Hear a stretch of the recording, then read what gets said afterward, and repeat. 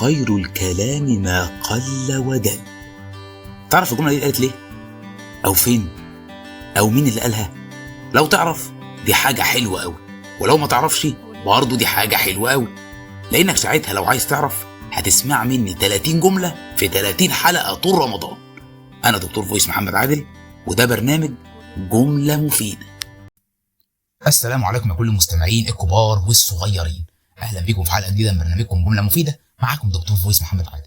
جملتنا المفيده النهارده يا اولاد لا هي بيت شعر ولا حاجه اتقالت على لسان احد الادباء ولا واحد من قواد الحرب العظماء ولا اي حاجه خالص. دي جمله مفيده عباره عن مثل شعبي، والامثال الشعبيه في بعض الناس بتاخدها على انها كوميك، حاجه هايفه كده تضحك، ولكن المثل الشعبي دايما ما بيقلش في حكمته والبلاغه بتاعته عن اي جمله اتقالت في كتاب ادب او اي بيت شعر، لان المثل برضه بيبقى له حادثه معينه اتقال فيها وبعد كده حصلت حوادث مشابهه بقى المثل مناسب ليها وبينضرب بيه الكلام في اي وقت من الاوقات، بس هو بيبقى باسلوب سهل وبسيط يناسب عامه الشعب واي حد يسمعه يفهمه. المثل بتاعنا النهارده هو مثل مشهور قوي قوي، تقريبا كده احنا بنقوله كل 3 دقائق يعني بسبب السوق اللي احنا فيه، وهو مثل اللي اختشوا ماتوا. اي والله يا ابني ماتوا. طب ماتوا ليه؟ وماتوا ازاي؟ طب ما دام اختشوا ايه اللي موتهم؟ هنعرف دلوقتي. كان زمان عندنا في مصر حاجه اسمها الحمامات الشعبيه، معرفش بقى هل هي موجوده لحد دلوقتي ولا لا، اللي هو اشهر حاجه فيها تقريبا متهيألي جت على دماغكم هي حمام التلات، وكان في حمامات للرجاله وحمامات للستات. طبعا ولا مش يبقى اللي اختشوا ماتوا بقى، يبقى اللي اختشوا انحرقوا.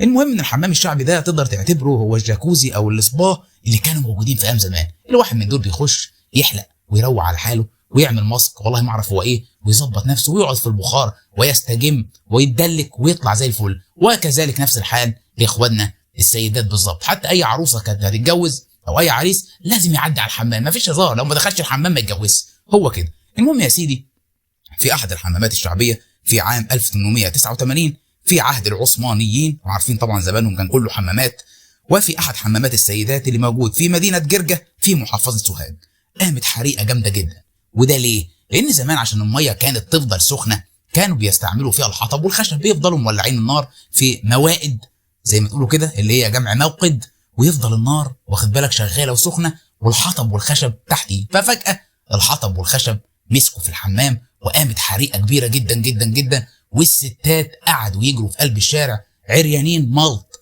من غير هدوم، ولكن في شويه ستات فضلوا جوه واختشوا ان هم حتى ينجوا بحياتهم ويخرجوا من الحريقه عشان الناس ما تشوفهمش وهم عريانين، فاختشوا يطلعوا والرجاله تتفرج عليهم، فماتوا مخنوقين ومحروقين جوه الحمام.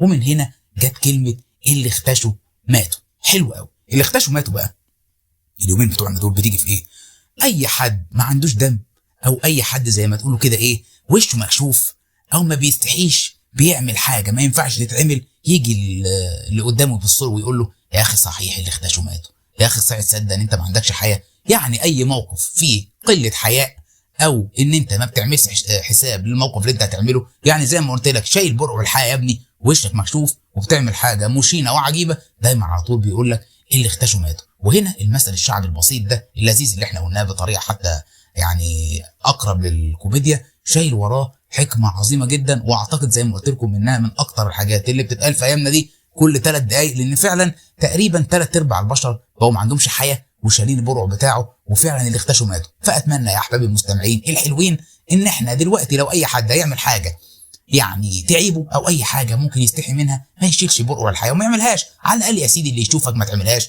بدل ما يقول لك اللي اختشوا ماتوا يعرف ان حضرتك او حضرتك لسه عايش، يعني اللي اختشوا لا ماتوا ولا حاجه. ولو انت مختشي وعجبك الفيديو اعمل له لايك وشير، ولو لا اعمل له برضه يا ابني لايك وشير. تطلع كده هتلاقي الجمله اللي قبله اعمل لها لايك وشير واسمعها، هتنزل كده مش هتلاقي حاجه لان دي اخر جمله. ما تنساش تشترك في القناه، سبسكرايب، تفعل الجرس عشان اي حاجه هتحصل على القناه يجي لك منها رنه وتسمعها. كان معاكم دكتور فويس محمد عادل، وان شاء الله اللي هيختشوا مش هيموتوا بعد ما تسمعوا الجمله المفيده. اشوفكم في جمله جديده، واللي اختشوا ماتوا. سلام عليكم.